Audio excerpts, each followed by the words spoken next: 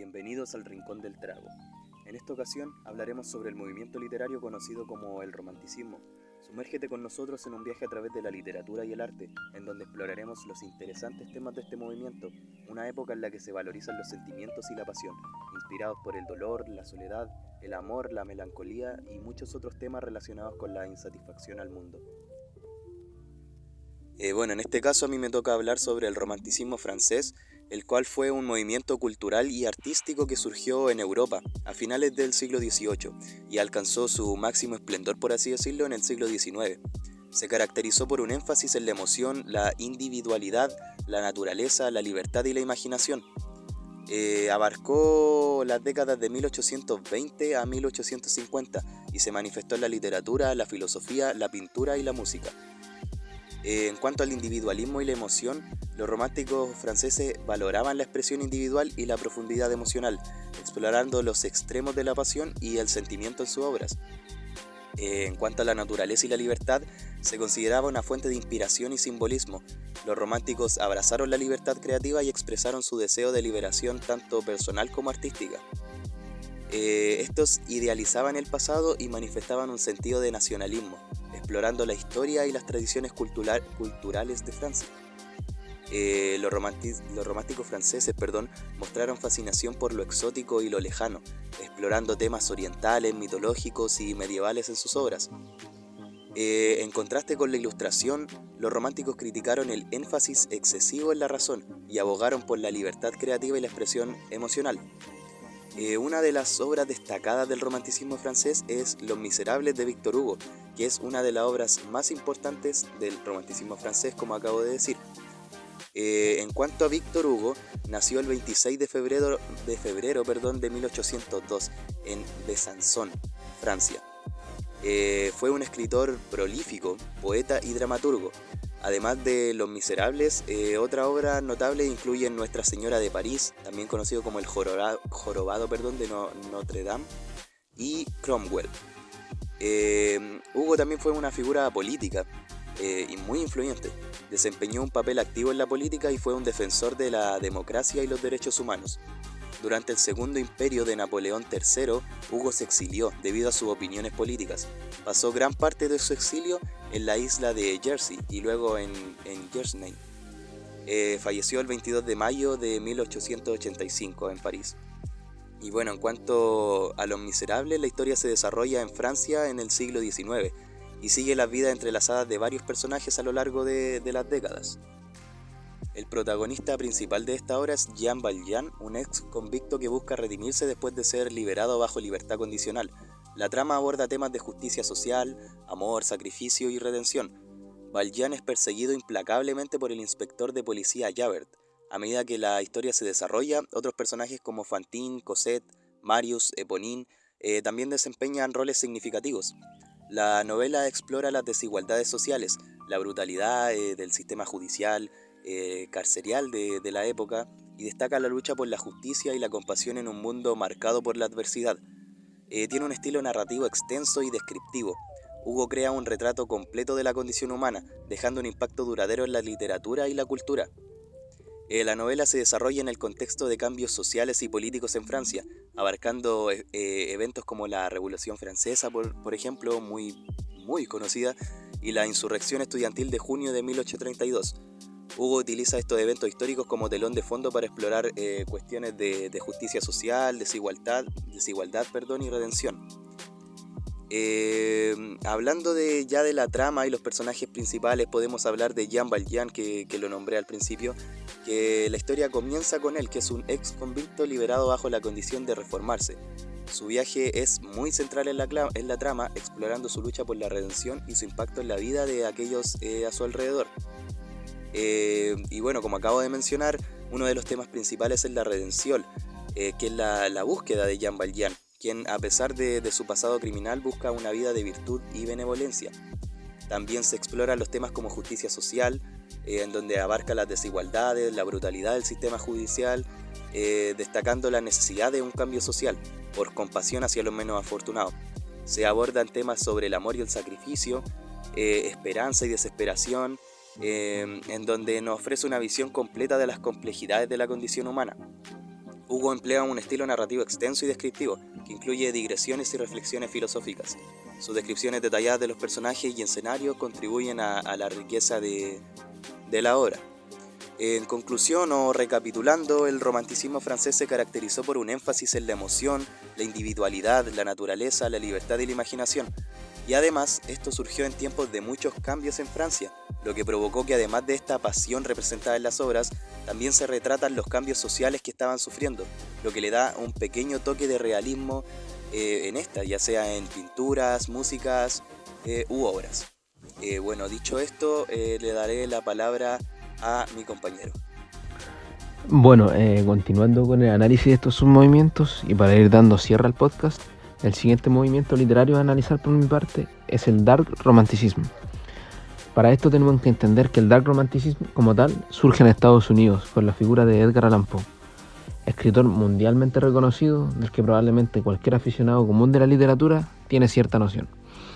A Edgar Allan Poe se le atribuye instalar el primer detective en novelas, un recurso literario que hasta entonces no se había utilizado. Pero ahora hablando un poco más sobre su trato al romanticismo y lo que le aportó, tenemos que entender que Edgar Allan Poe le aportó la oscuridad, es decir, aspectos góticos al romanticismo.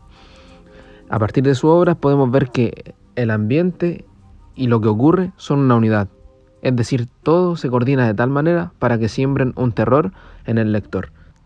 Algunos de sus principales recursos utilizados son el sueño y la pesadilla, a través de lo que él sembraba la paranoia en el personaje principal.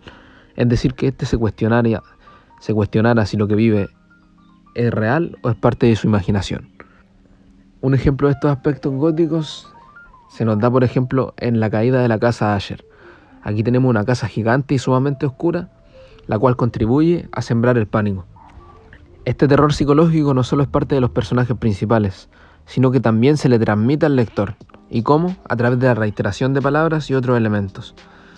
Uno de los principales recursos utilizados por Poe es la anomalía psíquica. Esto quiere decir que sus personajes están dotados de ciertas características psicológicas que contribuyen a cuestionar la historia. La salud mental de los personajes de Edgar Allan Poe está sumamente alterada. Podemos verlo en diversas situaciones como en El gato negro o en Corazón delator, donde el personaje principal tiene cierta fijación con algo que lo irrita, y esto lo lleva a cometer un terrible crimen. Sus cuentos, como cualquiera habrá notado que haya leído, están narrados en primera persona, por lo que esto genera cierta cercanía entre el lector y quien está narrando la historia. Pero esto también le resta un poco de fiabilidad, porque lo que pasa no se sabe si es cierto o si puede ser falso debido a la anomalía psíquica antes mencionada del personaje principal. Edgar Allan Poe como tal es un escritor sumamente influyente. Tan solo debemos tener en cuenta que influyó a escritores posteriores a él, como Charles Baudelaire, Oscar Wilde, entre otros.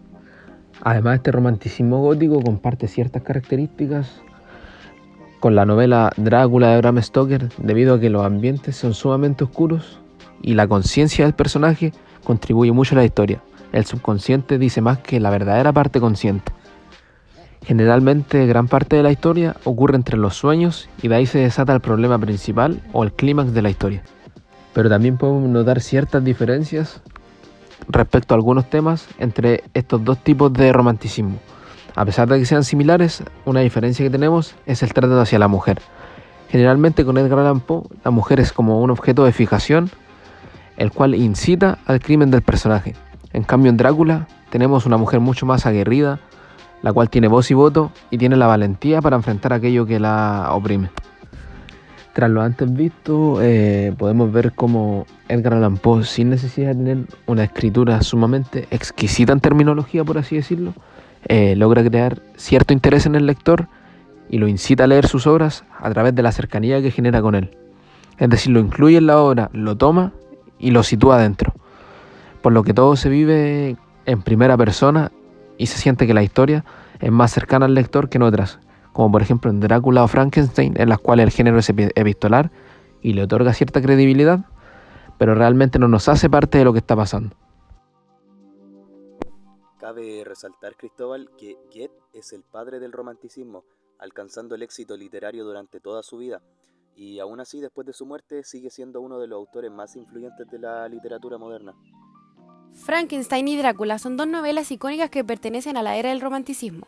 Mientras que Frankenstein de Mary Shelley explora temas de la creación y la responsabilidad, Drácula de Bram Stoker se sumerge en la naturaleza del mal y la inmortalidad.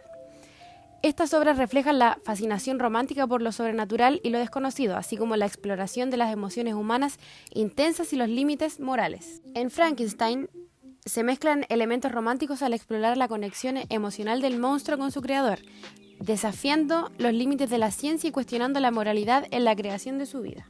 La novela narra la historia de Victor Frankenstein, un joven suizo estudiante de medicina, obsesionado por conocer los secretos del cielo y la tierra. En su afán por desentrañar la misteriosa alma del hombre, Victor crea un cuerpo a partir de la unión de distintas partes de cadáveres diseccionados. Si se habla sobre esta novela, todos recuerdan al monstruo creado por el Dr. Victor Frankenstein como alguien sanguinario y de reducida capacidad mental. Sin embargo, el personaje demuestra ser sensible y tener un corazón lleno de buenas intenciones. Al principio de la obra, él no lograba entender por qué los humanos contenían tanta maldad en su corazón. En Drácula, el conde encarna la seducción y la inmortalidad, elementos románticos que coexisten con el horror. La dualidad entre el amor y el terror se manifiesta en esta figura icónica. Ambas obras, aunque pertenecientes al género gótico, incorporan temas románticos como la búsqueda de identidad, la conexión emocional y la lucha contra los límites establecidos. El entorno gótico contribuye a crear una atmósfera que intensifica la experiencia romántica y misteriosa. Drácula es una de las obras más destacadas de la novela gótica, un género literario que surgió en Inglaterra a finales del siglo XVIII y que combinaba el terror con los hechos sobrenaturales y a menudo las historias románticas. La novela gótica rescataba la estética de lo gótico medieval en sus narraciones y estaba muy influenciada por el romanticismo europeo, un movimiento intelectual y cultural que exaltaba las emociones humanas y la fuerza de la naturaleza, en contraste con la racionalidad y el pensamiento científico que se impusieron durante el romanticismo. Gracias por acompañarnos en este episodio dedicado al romanticismo literario. Exploramos las emociones intensas, la naturaleza apasionada de las obras y cómo este movimiento dejó una huella perdurable en la historia literaria. Durante este episodio desentrañamos las pasiones, los paisajes emocionales y las obras maestras que definieron una era. Recordemos que, aunque el romanticismo puede parecer lejano en el tiempo, su influencia perdura recordándonos la eterna conexión entre la creatividad y la profundidad humana. Te animamos a explorar más allá de este episodio y descubrir las joyas literarias que el romanticismo nos legó.